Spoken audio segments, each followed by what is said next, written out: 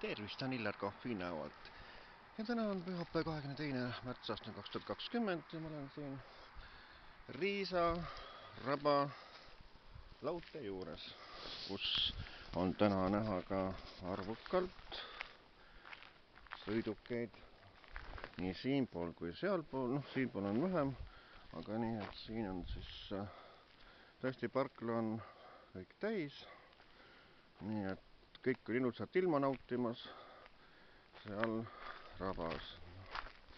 Nii et siin ongi niimoodi, et siit võib minna nagu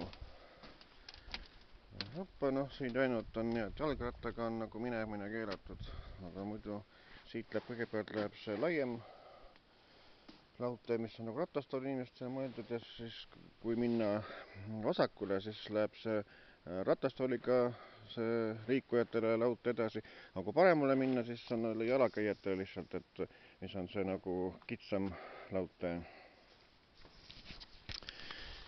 Nii et siis selline ilm on küll ilus, aga päikse varal on soo ja muidu on niimoodi, et on siuke jahedapoolne.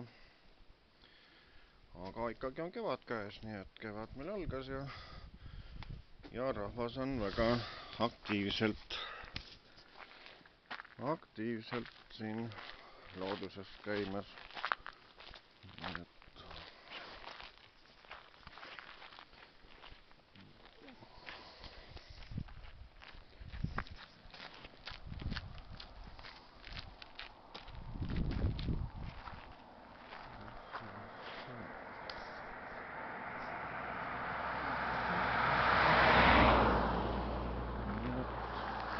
Järjestega autod sõidavad sinna Soome poole, nii et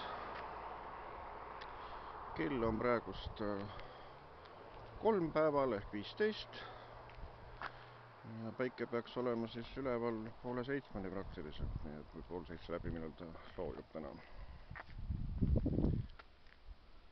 Nii